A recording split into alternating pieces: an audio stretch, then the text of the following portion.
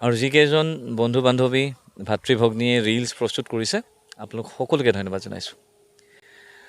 অকৰা পাই অভিমানে জুখিব খোজ চকুলে তোৰ চালে চাগে সকলো বুজ তোক জান বুলি মাতিবলৈ মন গৈছে ক। মই জীৱনটোত আজিলৈকে কোনো মানুহৰ কেতিয়াও ইণ্টেনশ্যনেলি বেয়া কৰি পোৱা নাই আৰু জীৱনত মই কেতিয়াও নকৰোঁ। না তাইক ভাল ফোন এটা লাগে বুলি কেতিয়াবা কয়, না তাইক কিবা নতুন গাড়ী এখন লাগে বুলি কয়, কোনো ডিমাণ্ড নাই, নন ডিমাণ্ডিং ছোৱালী এজনী। নমস্কাৰ, মই ঋতুপৰ্ণ ভূঞাই সকলোকে মোৰ ঋতু ভূঞা নামৰ ইউটিউব চেনেলটোলৈ স্বাগতম জনাইছোঁ। আৰু আজি মোৰ লগত উপস্থিত আছে এগৰাকী জনপ্ৰিয় কণ্ঠশিল্পী তথা সকলোৰে মৰমৰ ভৃগু কাশ্যপ দা। আপোনাক স্বাগতম জনাইছোঁ দা। ধন্যবাদ। প্ৰথমতে আপোনাৰ পৰা দেৰি নকৰোঁ, আপোনাৰ ল'ৰালি কালটো বা শৈশৱ কালটোৰ বিষয়ে চমুকৈ জানিব বিচাৰিম। ল'ৰালি মোৰ হৈছে পাহাৰীয়া জিলা, কাৰ্বি আংলং জিলাৰ ডিফু চহৰত। মই ক্লাছ 10th ষ্টেণ্ডাৰ্ডলৈকে তাতে পঢ়িছোঁ। Then I shifted to Guwahati. তাৰপিছত ল'ৰালিত খুব ক্ৰিকেট খেলিছিলোঁ, খুব উৎপাত কৰিছিলোঁ। আৰু হয়তো এদিন সপোন আছিল, প্ৰথমে সপোন আছিল এজন ভাল মানুহ হোৱাৰ। কিমান আগৰ আৰ্টিষ্ট হ'ব পাৰিছোঁ নোৱাৰিছোঁ নাজানো, সেইটো ৰাইজে ক'ব সময়ত, কিন্তু ভাল মানুহ হ'বলৈ প্ৰয়াস কৰি আছোঁ, সদায় প্ৰয়াস কৰি যাম। যাৰ কাৰণে আজি সকলোৱে চিনি পায়। চাগে হয়, যিটোৰ কাৰণে ধৰি লওক আপুনি যিকোনো কাম কৰোঁতে যদি আপোনাৰ মনোবৃত্তিটো ভাল থাকে তেতিয়াহ'লে মোৰ বিশ্বাস যে সেই কামটোৱে আপোনাক সাফল্যমণ্ডিত কৰিব। আৰু আজি আপোনাক গায়ক হিচাপে বা কণ্ঠশিল্পী হিচাপে চিনি পায়, এই গানৰ লগত কেনেকৈ জড়িত হৈ পৰিল? আমি যিখন জিলাৰ পৰা বিলং কৰোঁ, মানে কাৰ্বি আংলং, তো কাৰ্বি আংলং জিলাত প্ৰথম কথাটো আছিল তাত ৰক মিউজিকৰ ফ্লেভাৰটো বহুত বেছি। আমি একেখন জিলাৰ পৰা বিলং কৰা, একেখন চহৰৰ পৰা বিলং কৰা অসমৰ আন এগৰাকী জনপ্ৰিয় কণ্ঠশিল্পী সুবাসনা দত্ত। তো সুবাসনা বাৰ মোৰ ঘৰটো খুব আশে পাশে আছিলে। চ' তেনেকেই সুবাসনা বাহঁতৰ পৰা শিকিছিলোঁ সৰুতে বহুত, এতিয়াও শিকোঁ, এতিয়া গীতো গাওঁ একেলগে। আমাৰ যিবোৰ মানে ছিংগলছ ওলায়, চেমছনিং টিচাৰ আছিলে, পখিলা লেখচিপি বাইদেউ আছিলে। চ' সেই ভাইবছটো আছিলে। আৰু তাৰ পৰাই শিকি পেলাই ভাবিছিলোঁ যে এই পেশ্যন যিটো হৈ আছে মিউজিকক লৈ পেলাই, সেইটো যদি পেচা কৰি ল'ব পাৰোঁ ভাল হ'ব। আৰু কৰি আজি চাগে কিবা এটা ক্ষেত্ৰত 1% হ'লেও ৰাইজে চিনি পাইছে আৰু মৰমত। তাকে নিশ্চয়কৈ। আৰু আপোনাৰ গায়ক নোহোৱা হ'লে কি হ'লহেঁতেন? ক্ৰিকেটাৰ। আৰু আপোনাৰ গাড়ীখনত এক বিশেষ প্ৰতীক চিহ্ন আপুনি ৰাখিছে। মই ক্ৰিকেটৰ কথাটো কোৱাৰ কাৰণে ক'লোঁ, মই চাইছোঁ ভিডিঅ'বোৰতো। আপুনি যদি মোৰ দৰ্শকসকলকো কৈ দিয়ে কিয় মানে পিছফালে ভি আকাৰ এটা দিয়া আছে? আচলতে কি হয়, মোৰ গাড়ীখনৰ নাম্বাৰ S01 DV 0018। চ' DV টো ছিৰিজ এটা আৰু 18টো হৈছে বিৰাট কোহলি জাৰ্চি নম্বৰ, তেখেতে পিন্ধে। আৰু বিৰাট কোহলি মই ডাঙৰ ফেন, বিকজ আমি একেদিনাই জন্ম আৰু এবাৰ লগো পাইছোঁ বাই দ্য গ্ৰেচ অফ গড। গতিকে খুব ভাল লাগে, তেখেত 2008ৰ পৰা মই তেখেতৰ ফেন। আৰু বিৰাট কোহলিৰ আপছ এণ্ড ডাউন দেখিছোঁ এজন ক্ৰিকেটাৰ হিচাপে, ক্ৰিকেট ফেন হিচাপে। তেখেতৰ যোনটো ডেডিকেশ্যন লেভেল নিজৰ ক্ৰিকেটক লৈ পেলাই, সেইখিনি চেলিউট কৰোঁ সদায়। আৰু ইণ্ডিয়াৰ কাৰণে ভাৰতৰ কাৰণে যিখিনি কাম কৰি থৈছে তেখেতে, সেইখিনি আৰু চাগে ৰিপ্লেচেবল নহয় কেতিয়াও। গতিকে বিৰাট কোহলিৰ সদায় ফেন, এতিয়াও ফেন আৰু সদায় ফেন হৈ থাকিম। ভৃগুদাৰ মানে ক্ৰিকেটাৰ ফ্ৰেণ্ড বা যাক ভাল পায় তেওঁ হৈছে বিৰাট কোহলি, আৰু আপোনাৰ নামৰ আখৰো ভি নে বি লিখে? ভি লিখোঁ। ভি মানে যিটো ছ'চিয়েল মিডিয়া হেণ্ডেলত ভি লিখোঁ, আৰু নিজৰ যেতিয়া চাৰ্টিফিকেট নেম আহে তাত বি লিখোঁ। আৰু আপোনাৰ কোনটো গানে আপোনাক আজি ভৃগু কাশ্যপ হিচাপে ৰাইজৰ মাজত ইমান এটা জনপ্ৰিয় কৰিলে বা চিনাকি দিলে? কোনটো গানে? চাওক দাদা, এজন পেৰেণ্টছৰ প্ৰত্যেকটো গীতেই মানে এজন পেৰেণ্টছৰ যি ধৰণে প্ৰত্যেকটো সন্তানেই সমান মৰমৰ, আমাৰ প্ৰত্যেকটো গীতেই আমাৰ কাৰণে সমান মৰমৰ। কিন্তু তাৰ ভিতৰত স্পেচিফিকেলি কিছুমান গান থাকে যিবোৰ গীত ৰাইজে বেছিকৈ ভাল পায়। চ' তেনেকুৱা গীতৰ নাম যদি লওঁ মই, তেতিয়াহ'লে প্ৰথম গীতটো হ'ল মণিমালা। পৰাণ্ডাৰ মিউজিক আছিলে, দেখিবলৈ লিখিছিলে, পংকজ ইংতিয়ে কোৰিঅ'গ্ৰাফি কৰিছিলে। আৰু সেই গীতটিৰ পৰাই ৰাইজে জানিবলৈ আৰম্ভ কৰিছিল ক্ষমা কৰিব, ভৃগু নামৰ কোনোবা এজন ল'ৰাই গান গায়। আৰু তাৰপিছত অট'ৱালা ওলাইছে, তাৰপিছত দুচকুৰ কাজল, তাৰপিছত বেক টু বেক তেনেকৈ ওলাই আছে, ৰাইজে মৰম দি আছে। নিশ্চয়কৈ। আৰু আপুনি ধৰক অসমৰ লগতে বিভিন্ন প্ৰান্তত অনুষ্ঠানসমূহ কৰিবলৈ যায়, তেনেকুৱা তিতা মিঠা কিবা অভিজ্ঞতা বা ৰসাল অভিজ্ঞতা আছে নেকি ক'ৰবাত অনুষ্ঠান কৰিবলৈ যাওঁতে? অসমৰ অভিজ্ঞতা এটা কওঁ। অসমৰ অভিজ্ঞতা হ'ল যে নেলিত এখন প্ৰগ্ৰেম আছিলে, চ' তাত মোৰ মেনেজাৰ তেতিয়া নাই, মই মেনেজাৰ এফৰ্ড কৰিব নোৱাৰোঁ। প্ৰগ্ৰেমটো আছিলে উইথ চাউণ্ড, কিন্তু মই খুব হেডেকত আছিলোঁ, সৰু ল'ৰা আছিলোঁ যেতিয়া, চ' চাউণ্ডটো ল'বলৈ পাহৰি গৈছিলোঁ। চ' তাতে গৈ বহুখিনি সমস্যাৰ সন্মুখীন হ'বলগীয়া হৈছিল।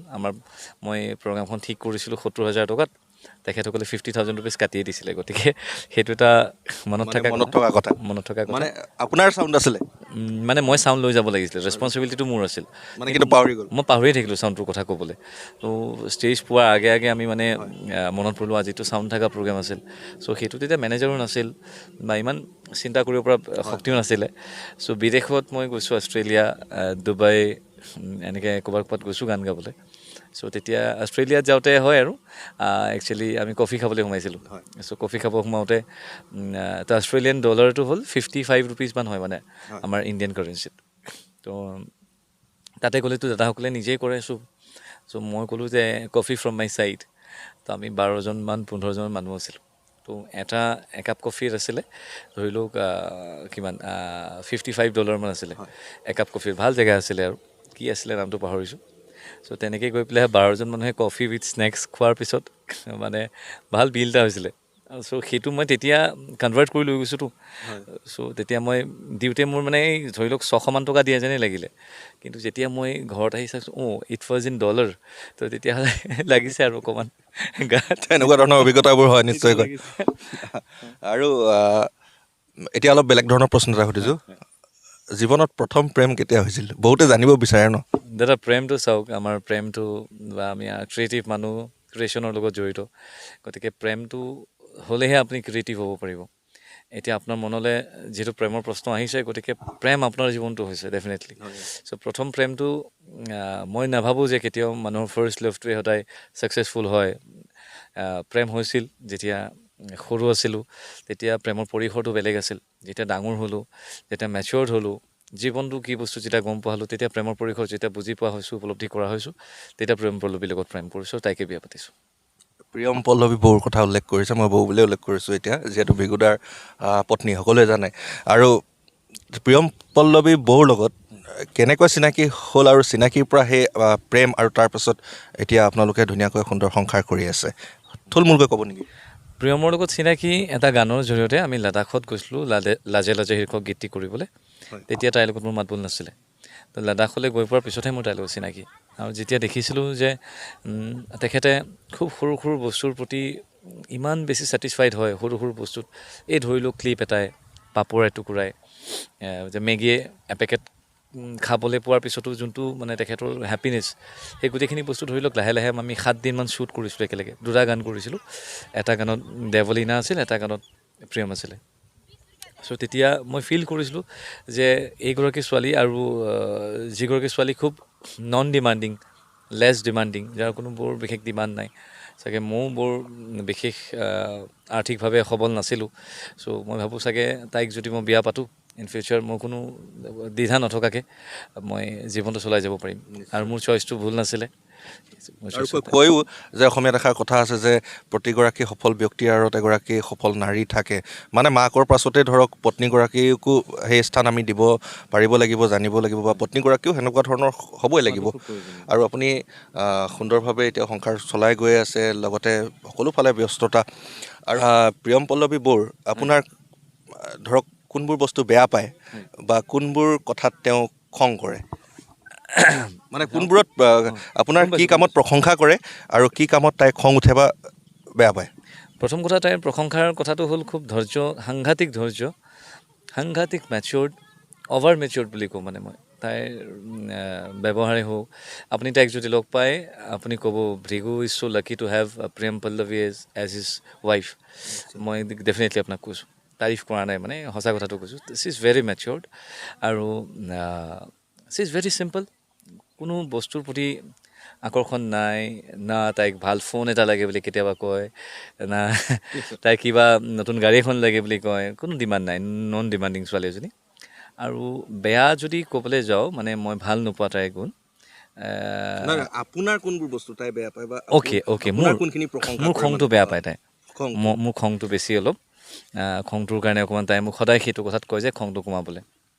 আৰু তাইৰ বেয়া পোৱা কামটো হ'ল তাই ৰাতিপুৱা যেতিয়া শ্বুটিং যায় 4:30-5টাত যেতিয়া কল টাইম থাকে মই সাৰ পাই মানে আমনি পাম বুলি তাই মোক মাত দি থৈ নাযায় ইণ্টাৰভিউটো যদি চাই থাকা সদায় মাত দি যাবা নিশ্চয় অঁ, আৰু সেইটো ভৃগু কাশ্যপ দাই মানে ভৃগু কাশ্যপে কাশ্যপৰ কোনটো ভাল গুণ আৰু কোনটো বেয়া গুণ আপুনি নিজকে কিদৰে বিবেচনা কৰিব দাদা মই কোনোদিন মোৰ ভাল গুণটো নিজে কোৱাটো বহুত তাকৰ তথাপিও টাফ প্ৰশ্ন এটা কিন্তু জীৱনটোত মই এতিয়া এটা কামেই ক'ব পাৰিম মই ক'ব পাৰিম যে এইটো মোৰ ভাল গুণ লিটাৰেলি মই আপোনাক প্ৰথমতেই কৈছিলোঁ যে মই এজন ভাল মানুহ হোৱাটো খুব বিচাৰোঁ নিশ্চয় ভাল মানুহ হ'বলৈ প্ৰয়াস কৰি আছোঁ মই জীৱনটোত আজিলৈকে কোনো মানুহৰ কেতিয়াও ইণ্টেনশ্যনেলি বেয়া কৰি পোৱা নাই আৰু জীৱনত মই কেতিয়াও নকৰোঁ সেইটো চাগে মোৰ ভাল গুণ আৰু বেয়া গুণটো হ'ল মোৰ খংটো বেছি আৰু মই গাড়ী অলপ জোৰে চলাওঁ সেইটোৱে গাড়ীটো অলপ নিয়ন্ত্ৰণত চলাব যিহেতু আজিকালি গাড়ীৰ সংখ্যাও বেছি আৰু ধৰক নিজে ভালদৰে গৈ থাকিলেও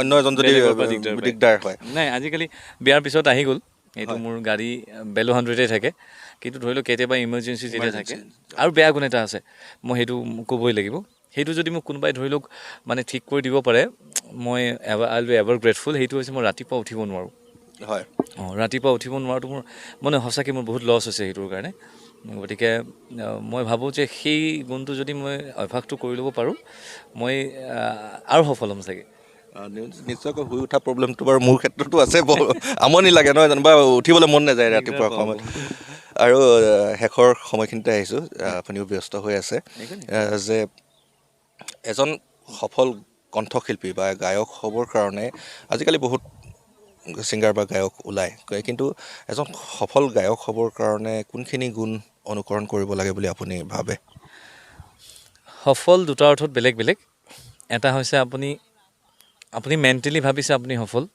সেইটো বেলেগ আৰু আপুনি যদি কমাৰ্চিয়েলি সফল হ'বলৈ যায় তেতিয়াহ'লে আপোনাৰ ৰুচিতকৈ আপুনি ৰাইজৰ ৰুচিৰ ওপৰত বেছি ধ্যান দিব লাগিব সেইটো হৈছে আন এটা সফলতাৰ টিপছ ৰাইজে কি ভাল পায় আপোনাতকৈ আপুনি কি গাই ভাল পাই আছে ডেটছ নট মেটাৰ ৰাইজে কি শুনি ভাল পাই আছে এতিয়া মই শ্ল' নম্বৰ বহুত গাওঁ দাদা কিন্তু শ্ল' নম্বৰবিলাক ৰাইজে মোৰ কণ্ঠত ডান্স নম্বৰবিলাক যি ধৰণে আদৰি লয় শ্ল' নম্বৰবিলাক অকণমান কমকৈ লয় তো ইয়াৰ পৰা মই এইটো কথাই বুজি পাওঁ যে ৰাইজে মোৰ কণ্ঠত ডান্স নম্বৰে ভাল পায় বুজি পালে গতিকে এতিয়া যোনটো ৰাইজে বিচাৰে গতিকে মই এতিয়া সেইটোৰ ওপৰত বেছি গুৰুত্ব আৰোপ কৰোঁ আৰু যদি আপুনি ভাবে যে মই 100% ট্ৰেইনড হৈ পেলাই মই সফল হ'ম আৰু নিজৰ মতে কাম কৰিম তেতিয়াহ'লে সেইটো আপোনাৰ ব্যক্তিগত কথা তেখেতো কিন্তু সফলেই তেখেত অসফল নহয় তেখেতে হয়তো ব্যক্তিগতভাৱে কাম কৰি আছে নিজৰ কাৰণে কাম কৰি আছে গতিকে সফলতাটোৰ দুটা ফেজ থাকে এটা হৈছে কমাৰ্চিয়েলি আপুনি ছাকচেছ হৈছে নে পাৰ্চনেলি ছাকচেছ হৈছে